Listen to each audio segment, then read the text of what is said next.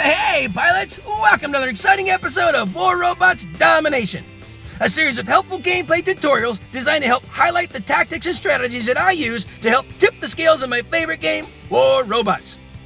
Each episode will feature a handful of battles along with helpful commentary that'll provide insight as to what I'm doing and why I'm doing it. I'm your host, Gotchure Beacons, and I've been playing this awesome game for a few years now, and I've learned a few tricks along the way that I'd love to share with y'all. You'll notice that although my hangar is fairly basic and at lower levels, I've been able to climb it up to Expert League. So I believe that you'll find my tactics will help you do more with less, which can be very helpful with today's economy in the game. I should also mention that this is my second account, so don't let my career profile stats fool you. This is actually my baby account, but it sends a great message to pilots who feel they need to chase the current meta in order to be competitive in battle, because you don't. Wise gameplay can usually overcome any fancy gimmick. A death button is a great example. It can still melt just about any build, and its heritage stems all the way back to near the beginning of the game. It's all about knowing when to use it and how to use it. So, without further ado, I invite you to sit back, relax, and enjoy today's episodes while I walk you through my gameplay tactics and share with you my mindset in battle. I hope you find it entertaining, helpful, and fun to watch. I think you will.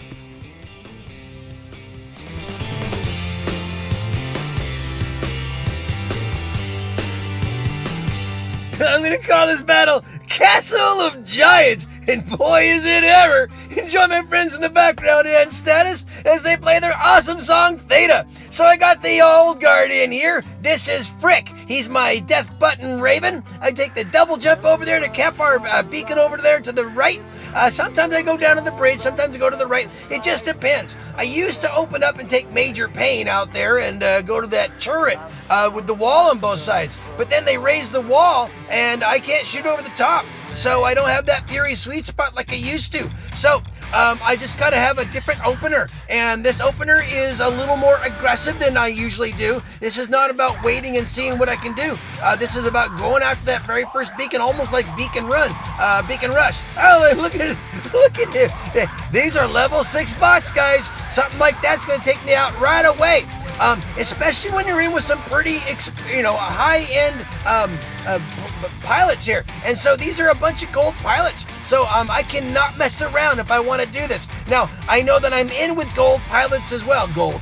Champions. Sorry about that, guys. I meant champions. I meant gold-plated, if you will. Gold-plated hangers. These guys are all a bunch of studs. And I just got to keep up. So, this is Frack. He's my Russian death button Raven. He's got a pilot ability which allows his energy to always kind of regenerate every second. So I don't really have to use a module. I'm going over here for a reason. I'm going to help my guy take this guy out. He's going to cap that beacon here. He's pretty tough. I mean, these are all champions on my team. But what am I going to do? I'm really just going to come over here and I'll tell you what. I'm doing nothing more than helping this guy unload his little payload there, and so he's not taking on my guys. I know that I'm in with a bunch of champions here, and they can hold their own, but sometimes what you do is you make a little sacrifice run there, and knowing that I wasn't going to get very far anyhow with him, I went in and made that sacrifice run. What I did is I caused that Ares to use his ability, and in doing so, he wasn't able to take it out on my mate, who then could probably go in and enforce a little more damage over there. So we are still at a 4-to-1 beacon advantage, or 3-to-2 beacon advantage. We're getting ready to have a 4-to-1 beacon advantage. We are really just laying it on really, really heavy. But I'm definitely in a house of giants here. Bunch of champions on both sides. Probably won't even see much more than about 1 or 2 masters. I'm being one of them. And so I saw this guy coming after me. Out June. So what I did is I hugged right up against the wall, and it works pretty good against those flames on the dragon breath. But I know I'm just getting ready to be taken out by Buzzkill there. So now this is Reaper. He is my Avenger Bulwark. He is my 4th bot out.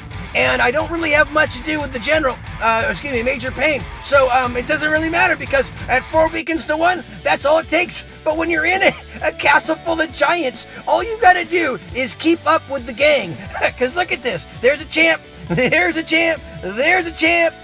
There's a master. There I am as a master. And there's another champ. On the other side, there's a champion. There's a champion. There's a champion. There's a champion. Not a broken record here. There's a master. And there's another champion. Yep. This is a castle full of giants. If you see your name, thanks for the game. Peace out. I'm gonna call this battle Go Big or Go Home. And man, don't go nowhere. Enjoy my friends in the background and status as they play their awesome song Woodish. So this is Springfield. I got the new recruits in here. This is Flash. I put some marquees on him. I'm gonna see what I can do. They're not quite at level 9 yet, so they're not quite as potent as I want them to be, but we're gonna give it a shot here.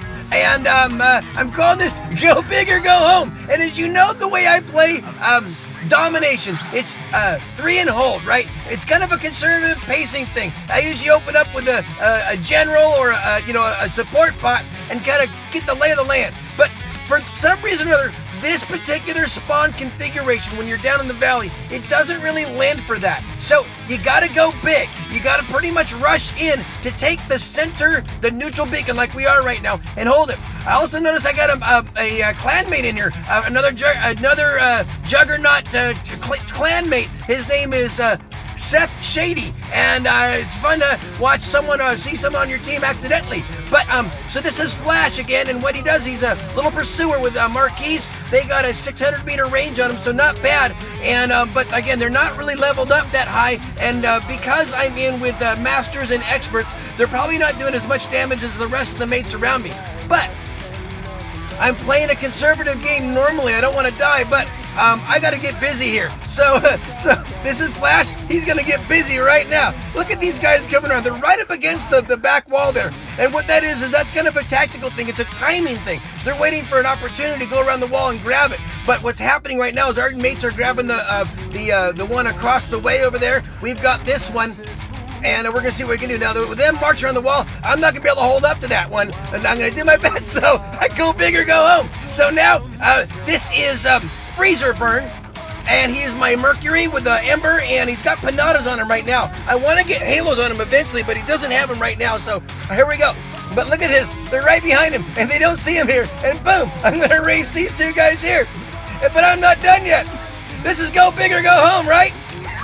You are never going to see me like this in a game, but man, I am going to town on these guys. I am just getting busy. I'm going big or I'm going home. This is a little more aggressive than you used to see me. Look at it. Come here. I got something for you. Yeah, I'm going down, but not until I take 3 guys with me. Now, this is Stinger. He is my Viper, Shredder, Strider. And what I want to do now I want to start looking more like my old personal self, tactical GB here. I'm going after that beacon over here. I see it's unguarded. I got a little dash that can get over there real quick, and then I see this guy. I'm like, hey buddy, the fight's over to the right over there. You really don't need to see this one. And now that you know you got a dash leading the way, you really don't need to come into this circle and help me cap it. But gee, thanks for joining me, you whatever. Hey guys, he's on my team. I don't mean to be giving him a hard time, but really, I could have used him somewhere else, like taking this guy on. Look at me, taking him on all by myself because I'm by myself because that guy took off. After he grabbed the beacon with me, he left the scene. Oh man, oh well. So, that's okay. Gotta go big and go home, right? So here you go. Go big or go home. This is Whizbang. He is my Blitz. He's got a couple of gusts on him. He's got a Halo, and he's got a mag because that's all I had. Now, this is my teammate here. He's gonna go ahead and grab the one behind me, so I'm gonna go ahead and hop the bridge. It looks like I got another mate over there anyhow who's going after that guy with the tridents, and he took him out. But he's got some company coming after him. We are 4 beacons to 1. We might get this one, but it ain't over yet, so I gotta help Whizbang. There you go. Boom, boom, boom, boom, boom. In your face, buddy. Whizbang. He's on a roll right now. Look at this guy up against an area. Hey, yeah, that's it. Hey, where's your friends? I got some more for your friends. Oh, there's one. I'm gonna go after him, because Whizbang. Look at Whizbang. Go big or go home. You get him, Whizbang. Bam. Oh man, that was a great victory. That was a lot of in your face. That is not like me, but you know what? Sometimes you just gotta go big or go home. And it looks like my buddy there actually got high honor points there too. So awesome, Seth JD. Thanks for joining me. You didn't really join me, but thanks for being on the field with me. We all had a good time. A lot of experts and masters on both sides. Looks like everyone knew what they were doing for sure. But that was a whole lot of fun, and it was definitely go big or go home. If you see your name here, thanks for the game. Peace out, guys. I'm calling this battle $5 in Rome. Stick around, I'll explain why. Enjoy my friends in the background and status as they play their awesome song November. It's got a wicked sound to it. All right, this is this episode's Beacon Rush battle. I open up with Frick. He's my death button Raven. Did you know that you can buy a Raven right now for $5?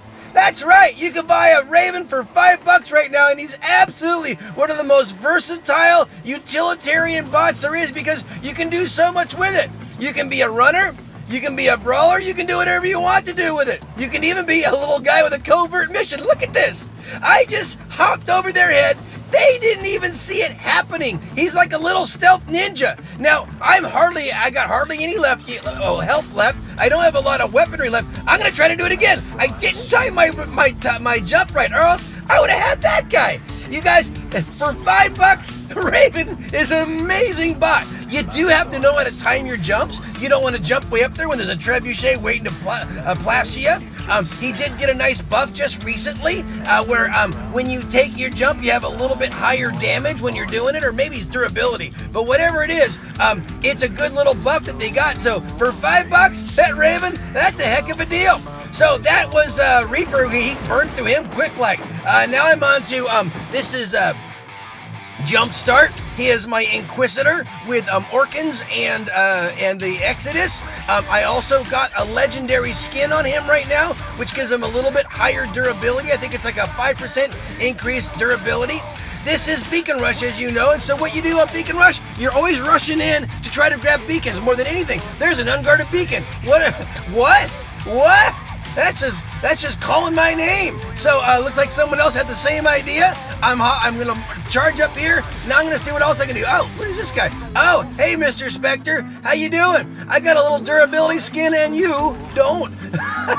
So you know, the Orkan and Exodus is a heck of a power punch. This guy landed right here, and he's already getting picked off.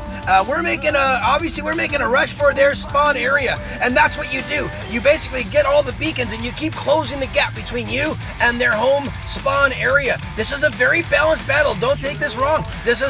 No one tanked on their side, but everyone was just basically pressing forward and grabbing these beacons as we could, and it gave us a nice green banner at the end. Very easy victory. But if you start looking at the damage and the beacon counts and everything else, there was no tankers, there was no slouches. They just weren't as focused on beacons as our team was. I grabbed 5, one other guy grabbed 5, but a lot of guys did a lot of good beacon capping, and that is what sealed the deal on Beacon Rush. You gotta go out to the beacons, guys. That's the way it is. And if you got an extra $5 laying around, go get yourself a Raven. It's a heck of a deal. If you see your name, thanks for the game. Peace out. Well, friends, that just about wraps it up for another episode. Thanks so much for watching. I hope you enjoyed what you saw and were able to take something you learned and use it in battle. I add content to my YouTube channel almost daily, so please stop by when you're able and check out the fresh new material. Or just click on an old episode and maybe catch another tip that'll help you up your game. If you like what you see, please tap on the red subscription button and then tap the bell to be notified when new episodes are released. It would also be helpful if you could make a comment about the video, whether it's an example of how the episode helped you, or maybe additional advice to help elaborate on the tactics I shared, or even constructive comments that'll help clarify something I might have missed. It's all good and greatly appreciated. Finally, this game is full of challenges and can create frustration for some who are simply trying to have fun with this awesome game. My goal is to provide you all with helpful information and help reduce the frustration and increase the fun. So, if you feel these videos are helping you, please share them with a friend, someone who you think might benefit from them. Well, that's about it for today, guys. As always, keep them blue out there, and I hope to see you on the battlefield. Make sure you're having fun, though, because if you're not, you're doing it wrong. I love you all for your support. Play well. Peace out.